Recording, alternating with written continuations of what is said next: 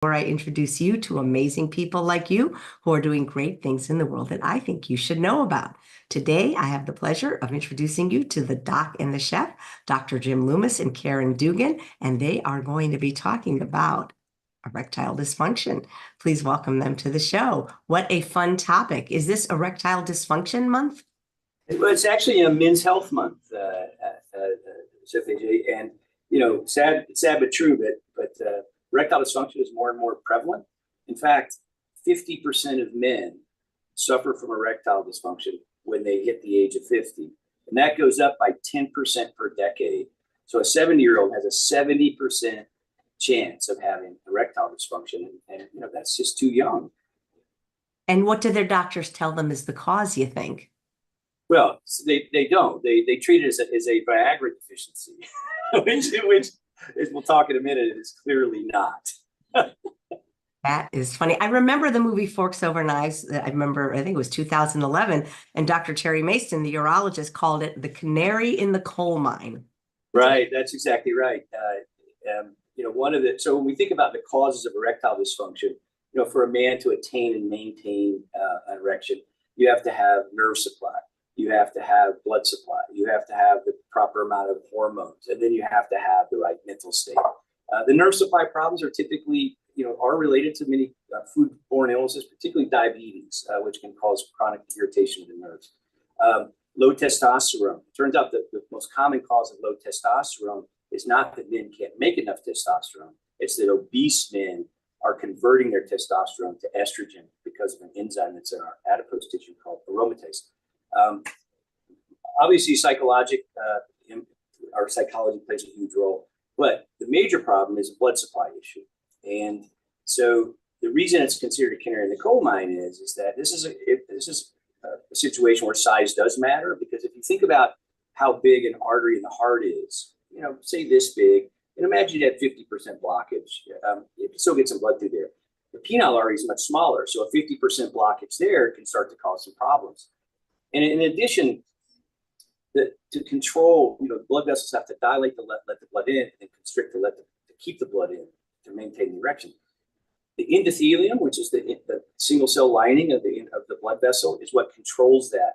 And when we start to see endothelial dysfunction, again, canary in the coal mine for heart disease, related to things like blood pressure and smoking and metabolic prediabetes, insulin resistance, starts to impair the ability to do that, for that blood vessel to constrict and dilate properly. And so that's where food comes in all that times. Yeah. So when I know that it can be a sensitive topic, but the truth of the matter is that it matters to everybody, right? Whether, to both men and women, or right. Whatever your preferences in life. So it's not just a man's issue, right? Right, that's right. It can be a partner's issue also. Right, that's exactly right. That's why, it's very important for somebody in the relationship to recognize it and address it. That's exactly right. Yeah.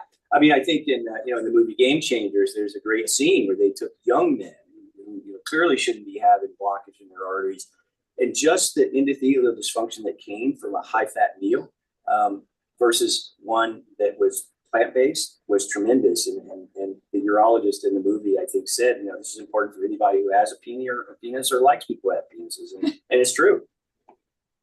Yeah. So it's amazing to me that people haven't gotten the memo. No, that's right. That's right. And so we talk about foods that can help with endothelial function. It's mainly foods that activate nitric oxide. So nitric oxide is what helps control that. And there's a lot of foods that can do that. So things like green leafy vegetables, particularly arugula, things like pomegranate and watermelon. Rhubarb is another big activator of endothelial function. One of the best, though, is actually beets. And what's interesting about that is, there's another group of people that need to have a steady supply of blood, and that's endurance athletes. It has been shown that endurance athletes who regularly consume beets, and particularly who beet load, eat beets, the morning of or the morning prior, the morning before a competition or a long workout, can see a 10 to 15% improvement in their endurance performance because of increased blood flow to the muscles. So that's when you have Dr. Loomis has, it's Dr. Loomis's recovery shake. No, that's right. That's right.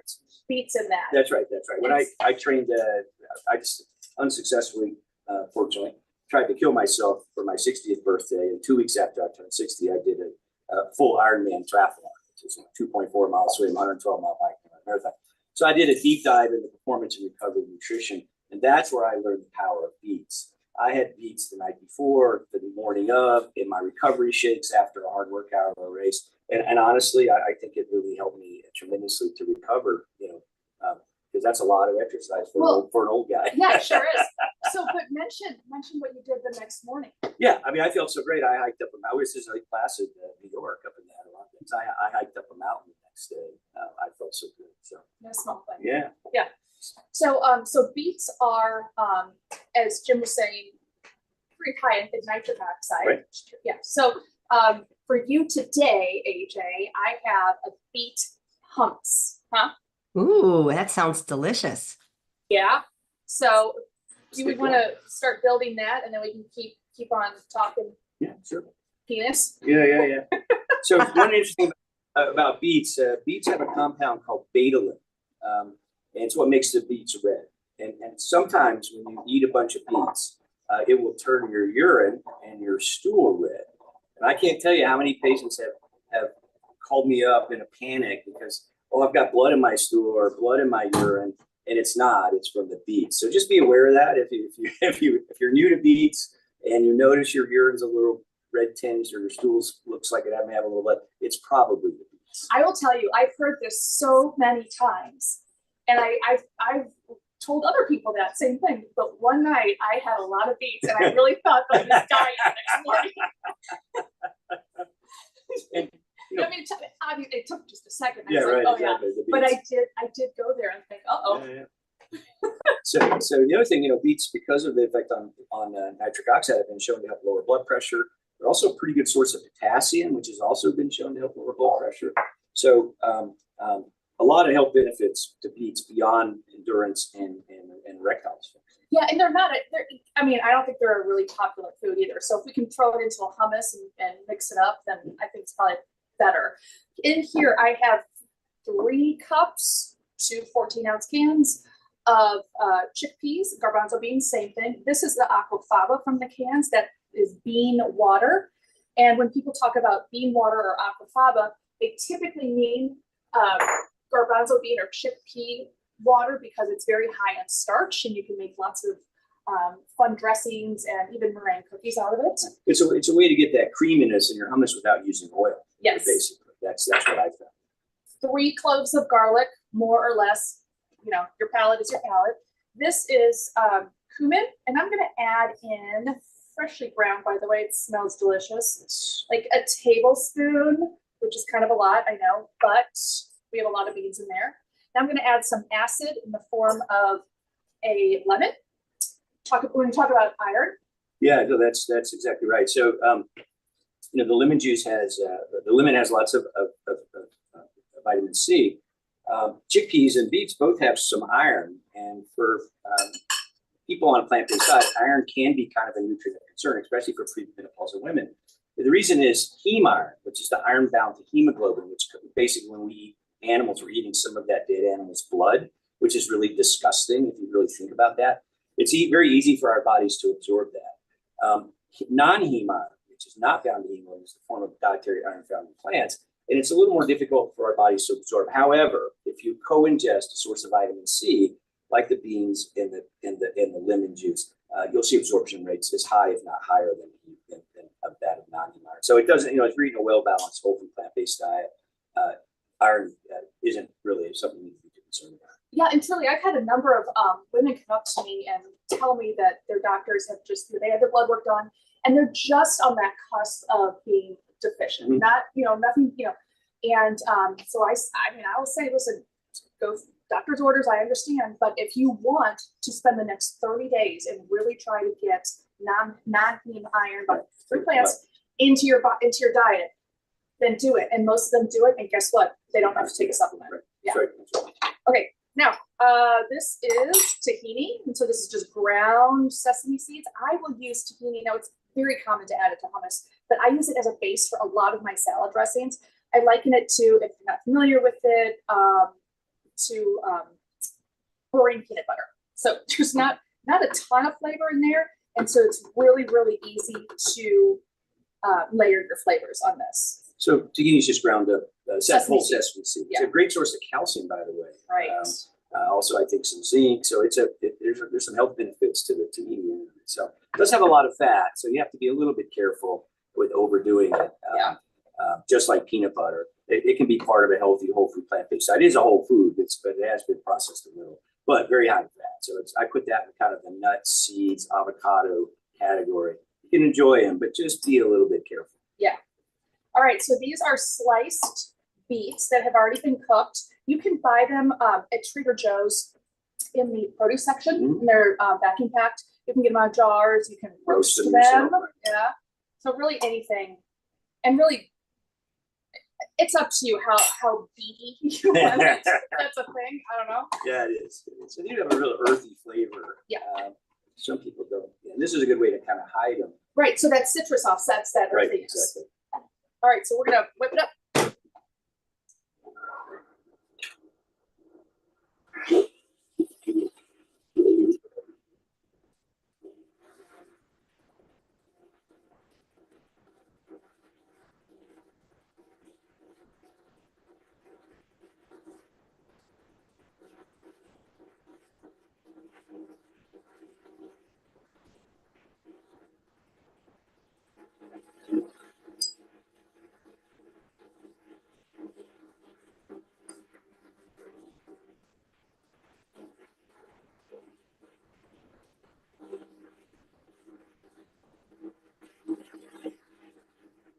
All right. That's annoying. I Look at know. that nice red beady color, huh? Pretty. Okay, we can try this. And then as it cools down, put it in the fridge. It'll firm up a little bit, just like we want our men to. Stop. All right, here we have it. You guys are so cute together. You're like a married, you're like a married couple. Oh. That's what her husband said. Yep. We were like an old married couple. We've also been called like a brother and sister. You know how they kind of get along, but you know sometimes not so much. Sometimes not so much. But we're glad that it comes through because we've been working together for a long time, and we're actually now legal business partners. That's like, right. It's kind of true, like scary. we have a bank account that has both of our names on it. Not scary at all. Yeah, But more scary for me than it is for you. I did go shopping the first time I got the car. I needed something to wear for that presentation. Right. No, but it's, you know, it has been fun. And as many of you know, Caryn and I started the Doc and Chef YouTube channel. And this is actually, this is from our Erectile Dysfunction episode, which is, I think, episode number 3. Oh, no, we made the jerked beets. Oh, right. That's right. That's right. Right. We talked about it. Because if jerked beets doesn't say yeah, anything. right. Sorry. Yes. But the show notes, there's a scientific blog post in that episode. If you go to YouTube, which I've written, which explains all the science behind all the things we've been talking about here. Yeah. So each show is about 6 to 15 minutes long, and they're all topical. And if you can't, like, you know, if you enjoy the show, but you really want more information, again, Jim really dives very deep and just presents it all in a blog post, so you can look up all of the science behind what we're talking about. And it's been fun. You know, we started this as a YouTube channel, but it's really taken off. We've been on the road, if you will. We do live Doc and Chef shows in front of big audiences, and we were at Planted Expo in Seattle and Vancouver and Toronto. We've been at Air Force. Oh yeah, we presented at the U.S. Air Force's very first Performance and Lifestyle Medicine Summit. We've been on a couple of health immersions for less than healthy employees of a large corporation. We were on a cruise ship first of the year. So it's really been exciting taking this kind of show on the road, if you will, and sharing this important message that going beyond just a cooking demo. It really is trying to marry that nutrition science to your plate of food, and Caryn does such a great job translating that with these beautiful dishes. So easy stuff. All right. Easy stuff. Yeah. So should we give it a try? Yeah, you first. All right. AJ, You know it's going to be good. Are there any questions coming through? Let me look. Sorry, I've been watching. You guys are either of you married to other people? I am. And I'm not. Oh, oh, so you're single? No. I am single. I'm single. Good to know. Good to know. Well, somebody says they're allergic to beets. Okay, so there's, I mean, obviously just a regular hummus, but then if you're wanting to get the nitric oxide, Right. go for those other high nitrate. Yeah, arugula, foods. pomegranate, watermelon, rhubarb, things like that. You could probably do, I bet you could do a rhubarb hummus. I bet you. Yeah, of course you could. Yeah. Yeah, just steam it up first. Mhm. Rhubarb. There we go. What's the next one? Yep. Okay. Do a rhubarb hummus. I'm gonna sit here and eat this whole I thing. know, it's really good. And that, yeah, so in our show notes, under your show, AJ, we have a link to our ED Doc and Chef show. And then also, And you can find the blog post. Yeah. Yep. Yeah, this is really good. Better not taste it. from the St. Louis, AJ. Yeah. A couple of questions were submitted for Dr. Loomis in advance. Let me find them. And then if you guys have any questions, please type them in the chat, starting with 4 question marks. Okay, so the first one is from Diane, and it's about protein. And she said, could you please discuss the pros and cons of eating soy for protein? Many say it impacts your hormones, but I recently heard there's another aspect of soy that makes it okay to eat. I'm so confused. That's a great question, and one that comes up all the time. So soy is perfectly fine to eat. In fact, there's lots and lots of reasons to consume soy.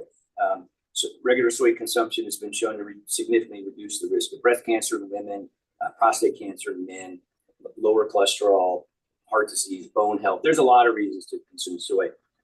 Now, one of the concerns has been that there are what are called phytoestrogens. Phyto means plant. So plant-based estrogens in soy. And one of the concerns is that when we eat these foods that have phytoestrogens like soy, it increases our estrogen levels, which may increase, not decrease, but increase our risk for cancer. So, but what happens is that there's actually 2 different estrogen receptors in breast tissue. And we do know that overstimulation of estrogen over time is in fact a major risk factor for breast cancer. So women who have never started their periods at a young age or never had children, so that they've never taken a break from estrogen. Actually, obesity is a huge risk factor. Same thing, same reason men's testosterone drops because they're converting to estrogen. Women make a little testosterone, which is converted to estrogen, so their levels go up. So what these phytoestrogens do is actually weakly bind to one of those estrogen receptors and block the effect of estrogen. So that's why it's been shown to have a health benefit. Now, it does make a difference in where the soy protein comes from. It's very important. So you want to keep it as minimally processed as you can. So, whole bean preparations like edamame, tempeh, miso, soy sauce, those are fine. Soy milk is fine, and tofu is fine. So tofu, as you may know, is just you take soy milk and you curdle it and you take the curds off and press it. That's tofu. However, you don't want to go any more processed than that. So things like some of the fake protein that you see in fake meat, some of the first iterations of vegan burgers. So you'll see it called textured vegetable protein, soy protein isolate, things like that. Those actually activate the other estrogen receptor and may in fact increase your risk for breast cancer. And that's where some of this confusion came from, because some of the early studies did not differentiate the dietary source of soy. So most research suggests 2 to 4 servings a day is kind of the optimum amount in a woman to help prevent breast cancer and recurrence of breast cancer. So stick with tofu, edamame, tempeh, and soy milk and soy tofu. milk. Okay. I said tofu. Oh. Listen. Okay, sorry. And soy milk. Stop it. You already said Stop soy it. milk. I know. I was going to say this plain, unsweetened. Oh, right, not too many That's ingredients. right. You don't want it emulsified with palm oil and full of flavors and sugar. No. That's a good point. Good point. Okay. Yeah, thank you. All right. Great, thank you. Here's a question from one of the live viewers, Vi. And Vi asks, what about erectile dysfunction associated with Peyronie's disease? Can that be improved with a whole food plant-based diet? So those are two separate things. So Peyronie's disease is a condition where there's kind of a hard, there's a sheath of connective tissue that when a man gets an erection, kind of keep the blood in. And what can happen is in Peyronie's disease, some of that connective tissue starts to scar. So when the penis gets erect, it curves. It creates a curve because that connective tissue sheath can't fully elongate. There's a related condition called a Dupuytren's contraction. You'll see sometimes much more common in men. It's the same process in your hand where the tendons will start to contract and you can't fully erect, straighten it out. So it's kind of the same thing. And so as far as I know, there's really no dietary, we don't even know why people get Peyronie's. There's no dietary interventions that I know of that help with that. And so typically it's, seeing a urologist, that sometimes there's some procedures they can do ultrasound procedures and things like that. So that's a separate thing that's not a foodborne illness like the ED is. Thank you. And Suzanne is saying, why would somebody in their 50s suddenly become allergic to beets? Yeah, I don't know about that. I'm convinced, honestly, that a lot of the food intolerances that we see today aren't, although they're triggered by certain foods, it's really a gut microbiome problem. And when we get, so I used to think our gut was inside us, and if you went to operating room and opened some of their guts. But if you think about it, the functional part is outside us because it's a hollow tube. It goes from point A to point B, and its job is to let in the good stuff that we ingest, like the nutrients, and keep out the bad stuff like protein antigens and things like that, gluten, that were really not designed to absorb it in high levels.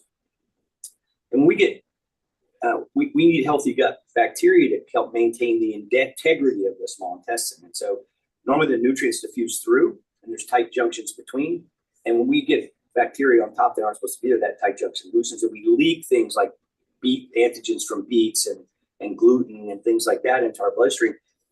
And that's what triggers the inflammation, the allergic reaction, the autoimmune disease. So, when people come in with these new onset food tolerances, I always ask if you've been on antibiotics recently, have you, changed your diet? Because often it's a gut microbiome problem. If you fix the gut microbiome, sometimes it takes a few months, these food intolerances go away. That's not uncommon at all. So I take a close look at gut microbiome. There's a great book, Will Bolshewitz, Dr. Will B. has a great book, Fiber Fuel, that talks about the best ways to reset your gut microbiome. Great book. Yeah. Great book.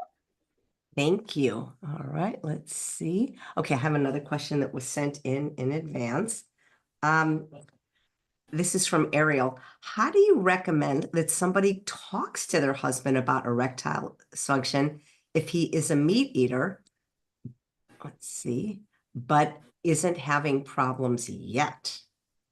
Well, first I would sit down and watch Game Changers. I would too. I was just going to say that I haven't watched Game Changers because that is these were young, kind of virile college athletes, and the difference between their erections with them, I think they used a meat burrito one night and then a plant-based burrito that a couple nights later, was incredible. It was sick. It was incredible. It was shocking to these kids. So go ahead. Well, I was going to say, if you don't, again, it's it can be a sensitive subject. So if you don't want to just go straight for it, say all the things, I would jump ahead and say, I'm really concerned about, this may be the beginning of heart disease. Right. No, so right. Instead of, jump over the stuff that's uncomfortable, but get to the end point and say, listen, I want you here in 20 years. Right. So that's a great point. And I think that gets to the point, in medicine today, we practice health reductionism. And what I mean by that, we're taught to treat ED, erectile dysfunction, different than we're taught to treat blood pressure, different than we're taught to treat, type 2 diabetes, different than taught to treat cholesterol. If you flip it upside down, all those things are the same, right? So it's a healthy lifestyle. So I think, coming at it, like Caryn said, from the angle of, I want us to lead a long, healthy life so we have time together, can enjoy our future life. Yeah. That's the entryway, I think, because if you do that, then the erectile dysfunction is not, if it's there, it's going to get better. And if it's not there, it's not going to come by adapting to the lifestyle. So that's one way I would approach it. Thank you. Denise, who's watching live, wants to know, is there ever a reason not to eat beets? Like maybe they interact with a medication? Well, so there is one. So beets do have a lot of oxalates.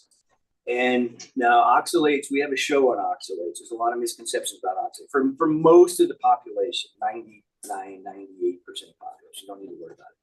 But if you've had oxalate kidney stones in the past, you do have to be careful with the beets because they do have a lot of oxalates. Cooking them will remove some of them, but you have to, that is the one situation, patients who have a history of oxalate kidney stones, that's the one very small population of people that I think needs to be a little bit careful with beets. Other than that, though, no. Thank you. Here's a question from Tina. I've seen that you can now buy Viagra type medications online without even seeing your family doctor. Are men bypassing the medical system and risking health disasters from Viagra? And what are the risks of Viagra? So, so yes, that's happening. I mean, this is just money. If there's a way to make money, someone's going to try to do that. And, men can get the Viagra kind of anonymously over the internet. I mean, they're going to do it. You're seeing the same phenomena, by the way, with things like with Wegovy and Ozempic, where you can get prescribed these medications online without really seeing a doctor.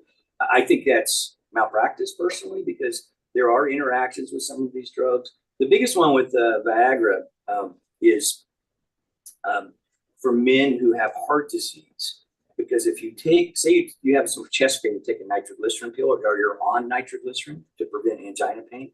And then you take a Viagra, it can make your blood pressure drop dangerously low, which is really not good. So men on nitrates is the biggest interaction. But I think if you can treat this problem with things like beets, much better. There are some specific side effects, by the way. It can cause a headache. It also can cause a stuffy nose the next day, because it also affects the erectile tissue in our nasal passages. Wow, thank you. This question was sent in from Jean, and this is another one about protein. You did a presentation on this channel about protein, and she said a formerly vegan friend attributed her weakness and pain to her inability to utilize plant proteins like soybeans, lentils, etc., based on a commercially available blood test. I wish I knew what test she was talking about. Yeah, me too.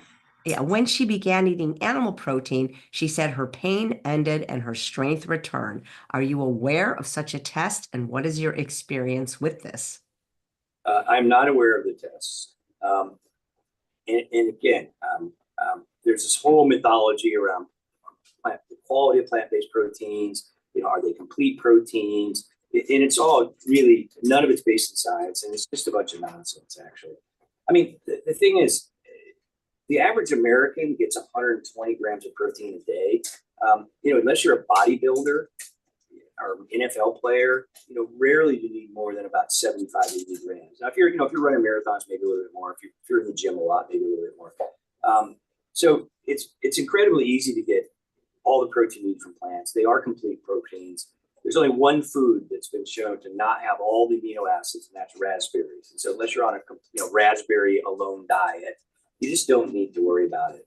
You just don't. And again, a lot of this is this bro science, and it's hard though, because that's what people listen to. They see someone who's cut that's muscular. I want to be what that guy is, and so that's who I'm going to listen. I'm not going to listen to the guy who's knows all the science. I don't care about that. Yeah.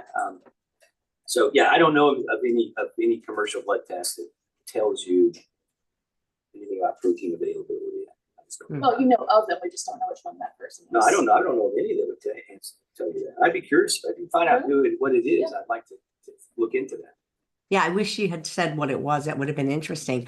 Can you guys tell the audience like what it is you do and where? Because Dr. Loomis, I know you work at the Barnard Medical Center. Can you take patients, and are they only in person, or do you ever see people virtually? Yeah, so my second, this is Doc and Chef is one full-time job, and my second full-time job is I'm the medical director at the Barnard Medical Center in Washington, D.C., and we practice more lifestyle medicine. So really using diet, exercise, stress management, sleep, to help our patients prevent, treat, and reverse chronic diseases, with a particular emphasis on whole food plant-based nutrition. That's really our specialty.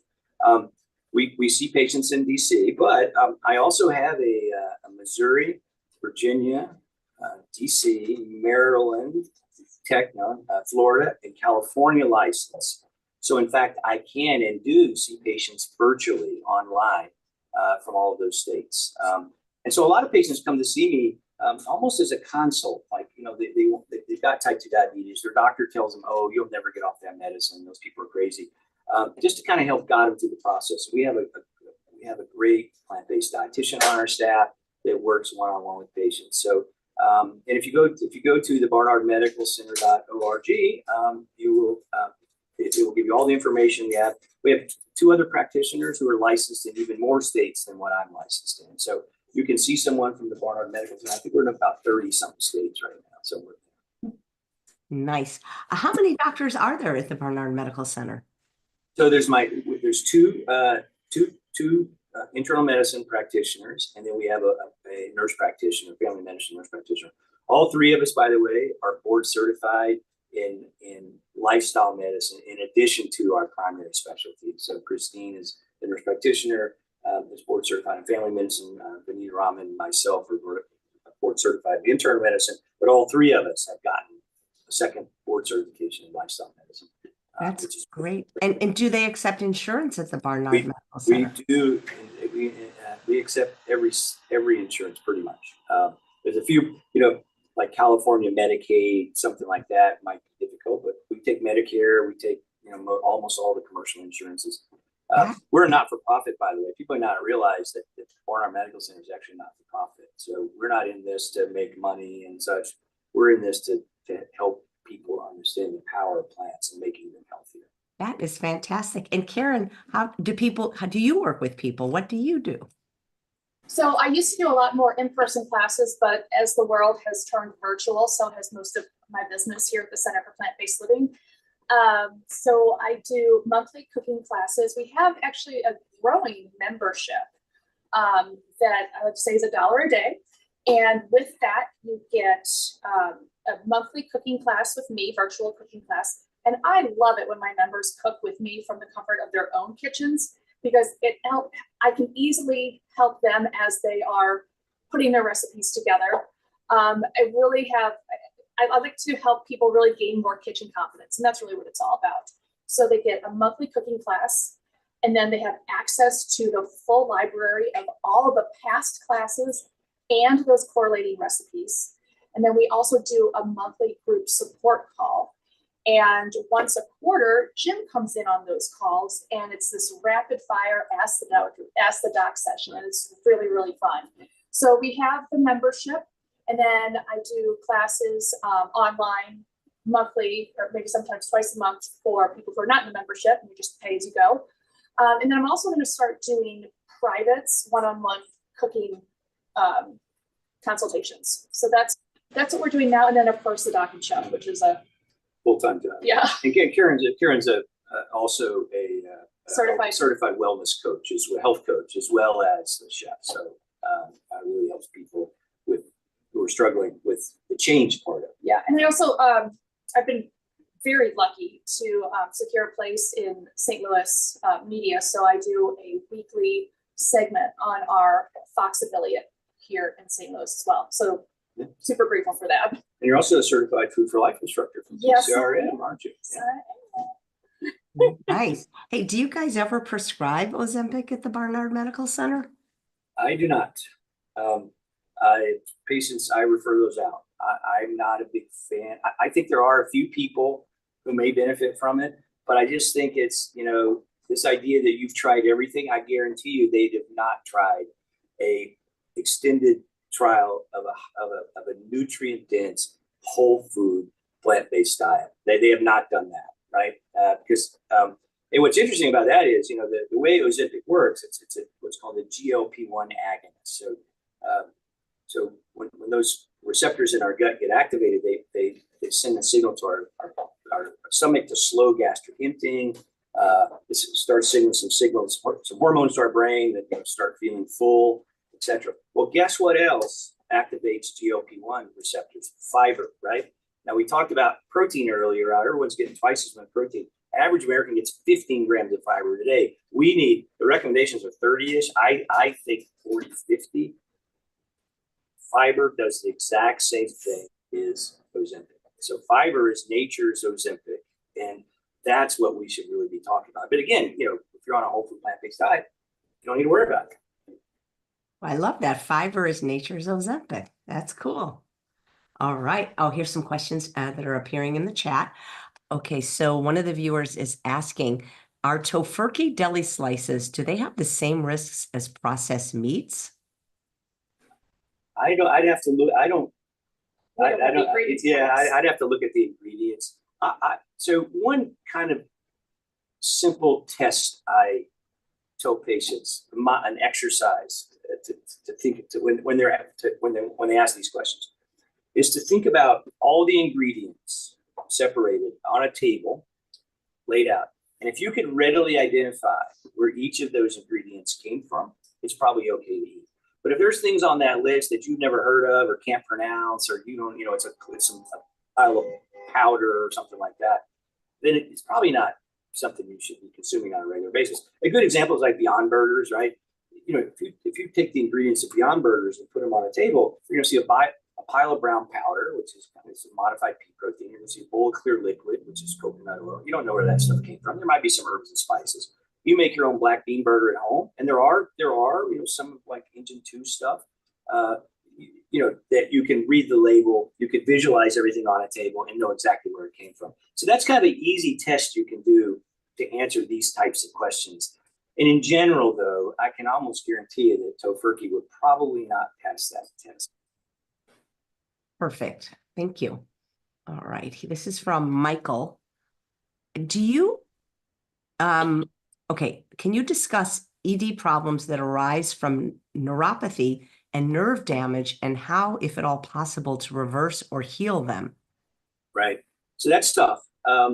Some men who have had prostate cancer, for example, in the surgery can sometimes damage the nerves. If you've had a spinal cord injury or something like that, in those types of situations, unfortunately, there's very little you can do. However, there is one situation where you can get neuropathy that can contribute to erectile dysfunction that you can get better, and that's diabetics. We know that people with type 2 diabetes, when they get their blood sugars under control, it's been shown to help reverse at least peripheral neuropathy. I don't know if there hadn't been a lot of research specifically on erectile dysfunction, because sometimes it's hard to sort out how much of this is nerves, how much of this is blood supply. But I have seen diabetics who had peripheral neuropathy and ED who made both of those things better going on a plant-based diet and getting their blood sugars under control. And that's been clearly shown.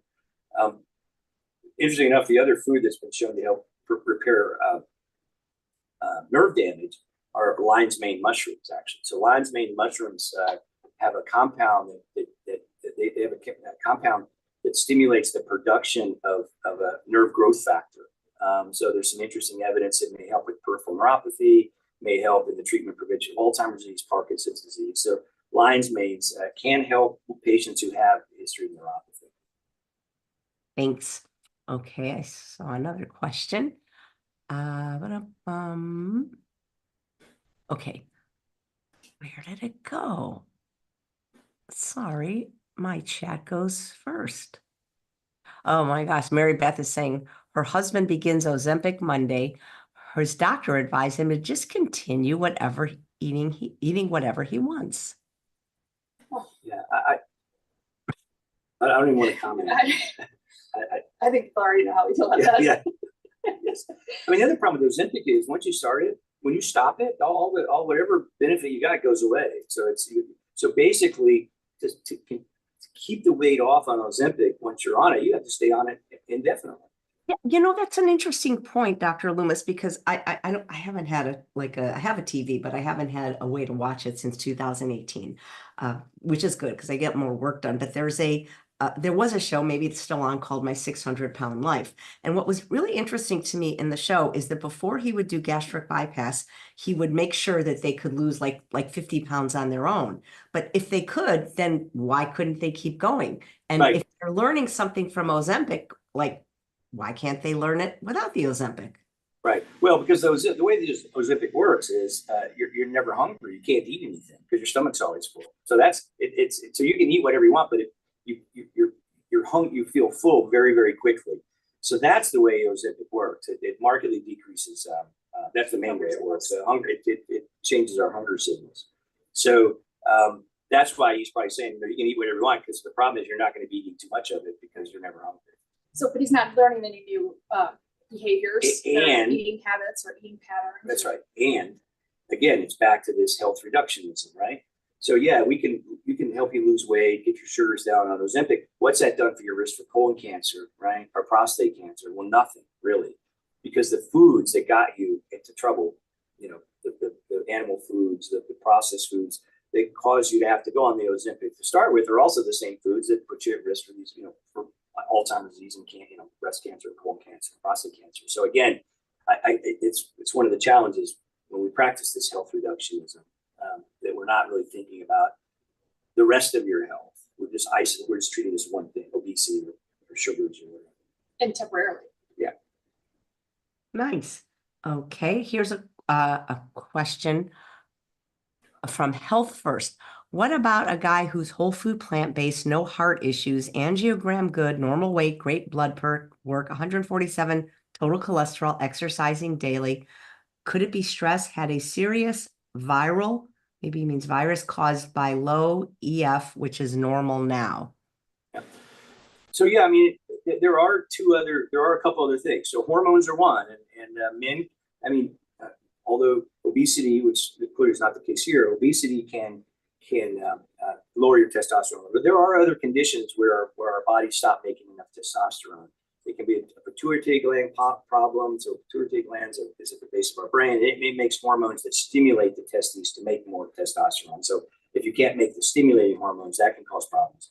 And then if your testes are no longer able to make it, and men that have had mumps when they were a kid or some type of trauma. So first of all, I always have, in a situation like this, I would definitely want to check testosterone levels.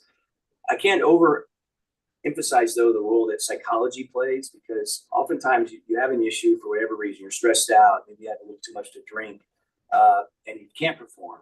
And then you worry yourself into that situation the next time. So it becomes a self-fulfilling prophecy. So sometimes in those patients, I will prescribe just a handful of Viagra or Beets or whatever to kind of short circuit the psychology, so the physiology is there and kind of restore confidence. But definitely, a situation like that where someone is doing all the right things and they're still having issues, I'll often refer them to some sexual men's health clinics in DC or a urologist, just to be sure there's nothing else going on. Great, thanks. Here's one I missed, sorry. From Martin. Do you see a lot of men who are able to get off Viagra after going whole food plant-based? And how long does it typically take to be able to get off Viagra in your experience with patients? Yeah, yes, and not long. I mean, a week. It's pretty remarkable. The effect on the endothelium is pretty immediate. It's like so. Like when you look at the data for athletes, they recommend the Beets about 30 minutes to an hour before performance. So it works pretty quickly, actually. And I've had a lot of patients who are no longer able to, who are not able to, don't have to take the Viagra. I think I told you, I live in an apartment building in Washington, D.C. Yeah, and I'm down in the mailroom getting my mail, and a gentleman comes up to me and he says, "Are you Dr. Loomis on the Doc and Chef show?" And I said, "Well, yes, I am." He goes, "Let me just tell you, I want to thank you because I saw your episode on erectile dysfunction. I started eating Beets, and guess what? Don't need Viagra prescription anymore." This is some random guy. You never know how far you reach out into the ether, but it does work. That's so cool. I don't know if I ever got to ask you guys this. But what do you both eat in a day? I mean, you don't live together, so I'm sure you eat different things at different times. I do a lot of recipe testing, so I'm always just kind of picking. So if you want to know what I'm eating, look at my recipes. But in the morning, I'm a coffee girl, and sometimes I'll get. I love the Kite Hill Greek yogurt with just some blueberries and walnuts, maybe. But that's about it. But no, just during the day, I'm just kind of putzing around and recipe testing. I do love to make black bean burgers and cauliflower buffalo. With I have a couple different ranch dressings on my website that I like to kind of jockey between. But that's that, and I mean, of course, probably a huge salad 4 or 5 times a week. Yeah. So I do some intermittent fasting. So when I do breakfast, I'll do steel cut oats in the Instapot and make a batch for the week, and I'll add some walnuts and flaxseed and blueberries and such as that. Like I said, I'm single and I'm really busy. I've got these 2 full-time jobs really.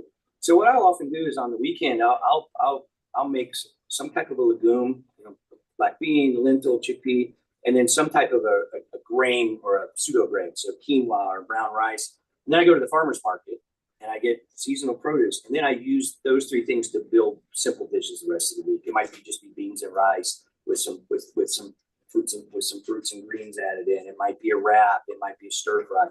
So I use those as the basic ingredients to build my meals for the rest of the week. I keep it pretty simple. I love to cook. On the weekends, I'll get the cookbook out and make something pretty extravagant. But I do a lot of beans and rice. But it's not just beans and rice. It's got stuff full of collard greens or kale or whatever, and fresh veggies and all that. So the one thing I will do. The only thing I have in the kitchen is, pretty much whole food plant-based anyway. And I love what you say, AJ, if it's in the house, it's in the mouth. But, you do, if I come home hangry or something, I always want to just make sure that I have hummus in the refrigerator. I have chickpea chicken salad in the refrigerator. I have a cow caviar. I have cut up fruit. Right. And that's, I can't say that enough, especially when people are struggling a little bit, or they're trying to hop onto the plant-based train, or they're just trying to add more plants to their plate. Just make sure that you set yourself up for success and have that stuff in the fridge at all times. Even if you're just kind of snacking, then we all get to, I snack when I'm not hungry, like it happens. But at least I know that I'm grabbing something that is good for me. Right. And I also keep a huge bowl of fruit out where I can see it. And so that I'm snacking on fruit all the time as well. Do they serve food at the Barnard Medical Center? They do not. So you got to bring your own lunch? Bring my own, yeah, that's exactly right. I'd love to look in those refrigerators. It's pretty healthy, I can tell you that. Caryn, is your spouse plant-based? About 95%, yes. When I went plant-based back in 2008, I did not ask, demand, request anyone, none of my family, friends, nobody to do it with me, just because I was learning. And just through, my husband's name is Tim, and he just knew what I was doing was a good thing to do. So he just followed my lead. And I'm very grateful, even, to this day, that he just says, fine, whatever's in the fridge is whatever's in the fridge, whatever, and if I'm pretty stressed out and he needs to make dinner one night or whenever he does it, he's actually the first chef in the house. He's an intuitive chef. He's a wonderful, wonderful cook. So when I tell him that he's on dinner duty, he takes it and runs with it, and it's whole food plant-based. That's good. Well, what's that 5% he's holding out for? He goes out with the guys shooting every once in a while, and he goes to some, chicken wing or some bar somewhere, and yeah, right. It's very little. Maybe it's not even 5%, but a little bit here and there. He dabbles. Yeah, but you don't know. It's like what you can't see, right? Right. Yeah, don't see. He comes home and I'll say, "What did you have for lunch?" He goes, "You don't need to know the answer to that question." It's okay. That is so funny. Here's a question from Stephanie. Does steaming or cooking your greens take away any nitrates? Yes. Yeah, it can, right? Again, some of the foods that are high in nitrates, like beet greens have some nitrates as well. Swiss chard. They also have the oxalate. So again, when you cook the greens, the oxalate goes down, the vitamin C goes down, the nitrates go down. But there's still a lot of health benefits to that. You have to be a little careful with some of these foods some of these greens that aren't cooked if you've got oxalate kidney stones. So spinach and Swiss chard and beet greens. Nice. All right, let's see. Okay, I think that's all the questions. So that is so cool that they actually take insurance at the Barnard Medical Center. I think that's a great selling point. Yeah, for sure. Yeah. So what's next for you guys and how do we follow you? Where are we next? Oh, we were just asked to go to the Richmond, Virginia Veg Fest. That's in October. We're doing that. We're going to be in Fort Lauderdale in the next month to be on the faculty of a health immersion for less than healthy employees of a large corporation. We're going to be at ICNM in the International Conference for Nutrition and Medicine in August. We're not presenting, but we'll be there to learn. I'm talking to them. Yeah. And then we're also going to be, we've been asked back to headline this cruise again, this health optimization cruise. Yeah. And that's January 5th through the 12th. Right. Yeah. So there's going to be more information about that. There is actually information about that on our website and in social media. But we have, we try to drop a new episode of the Doc and Chef every other week. Sometimes they're repeats because our editor doesn't get it to us in time, and that's fine. But we do drop an episode of the Doc and Chef show on YouTube every other week. And if you go to the docandchef.com, and that'll take you to the landing page where all our videos are. So I encourage you to subscribe and share. We also Instagram. Yeah. At the Doc and Chef. But also we're trying to do a better job at saying, if there's a topic of any one of our shows that really hits home to you or a friend, or maybe it's hard to talk to somebody about something, send them the episode. Right. So it's, we're doing this to get the word out, just like you, AJ. So we're hoping that we just have more shares. Right. And, if there's topics people want to hear, they're welcome to drop us a line, a DM on Instagram or whatever. Yes. We'll add that to the list.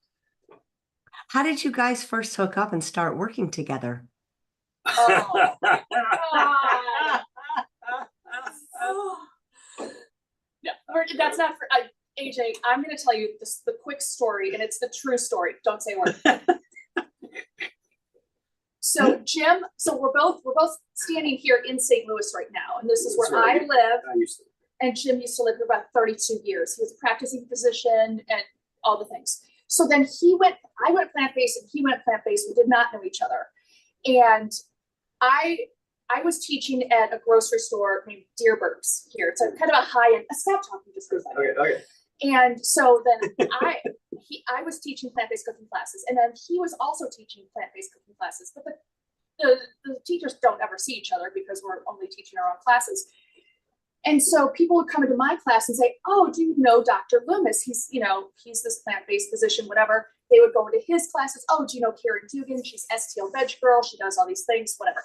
So we both knew about each other from our students. So then I was like, I really want to meet this guy. I want to go out and have coffee with him, see what's up. So I was very intimidated by him because he was like this big deal doctor, whatever. Now you know better. That's true. So it took me 3 days to craft an email to him. I was so nervous. I was like, to make sure my grammar is correct. He doesn't care. Make sure I'm spelling everything correctly, please. So I wrote this email and crickets. He did not reply. I was hurt.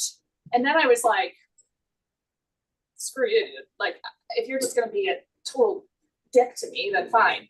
So then I let it go. It was like, whatever. He's too good for me. And then I go to the Plant-Based Nutrition Healthcare Conference, Plantricians. It was their first year, and they call it the North American Plant-Based Conference because it was not international yet. So I go there, and it was my first business trip all by myself. I saved up enough money. It was my first big girl conference. And I go, and they have the first night, there's this meet and greet and whatever. And so I'm talking with some people. I'm kind of making my way around and just kind of trying to get my footing. And I'm standing there talking to somebody. I don't remember who. And I hear behind me this laugh that he does, we all know Jim Loomis's laugh, that laugh. And he goes, oh, hi, yeah, hi, Jim Loomis. And I turned around and I had a glass of wine in me. So I was, feeling pretty good. And so I go up to him and I said, hi, I extended my hand. I said, hi, Dr. Loomis. My name's Caryn Dugan. And the blood, he turned white. He was so embarrassed. And I go, you know what? You're kind of an asshole. That's how we met. I called the very first time I met him. You're kidding. That's terrible. So then we talked a little bit. He went this way, went my way. And so the next morning I got up, went to the gym, and then went into the conference room where there was breakfast being served. And I went in there and I got whatever breakfast. And then I saw him at a table and he was reading the paper and he's waving me down. And I sat next to him, and that's when we started our friendship. The rest is history. The rest is history. It really is. Yeah. And then, Wow. when Caryn opened the Center for Population Limits, I get a call one day, Jim, I just want to let you know you're the medical director at the Center for Population Limits. I'm like, okay. Yeah. So now he comes into town about 6 times a year to do programming and classes and everything together. And then we started the Doc and Chef. And we travel together. I know that it was really hard to get in touch with Dr. Loomis. He never responded to me for like months, and no matter who would, but man, I didn't call him that word. Well, maybe you should have. Oh my goodness gracious. Are either of you going to be at Plantrition in Orange County in September? I'm speaking there. I will be there. And I'm speaking at the ADAPT conference the day before. That's a kind of a workshop conference the day before, talking about nutrition and mitochondria. That sounds like fun. And then I'm talking on, actually, I'm excited about the talk I'm giving at the main conference. It's reviewing prescription protocols for type 2 diabetes, something nobody's taught in med school. So how to think about getting people off medications and the algorithms you can use. So I actually co-authored a big paper with some other lifestyle medicine colleagues. It was in diabetes care, big diabetes a while back. So I'm talking about getting off, teaching other doctors how to help their patients get off their medicines as opposed to. Well, great. I look forward to meeting both of you in person then. All right. Yeah. All right. Well, you guys are great together. So if it doesn't work out with your husband, Caryn, seems like quite a catch. He knows it. You don't need to tell him, AJ. He knows it. It's okay. You guys are a hoot. Thank you so much. It was such a joy. Thank you. Bye. Thank you. All right. Take care. And thanks all of you for watching another episode of Chef AJ Live. Please come back tomorrow at 9 a.m. Pacific time for War and Twos, talking about personality and happiness.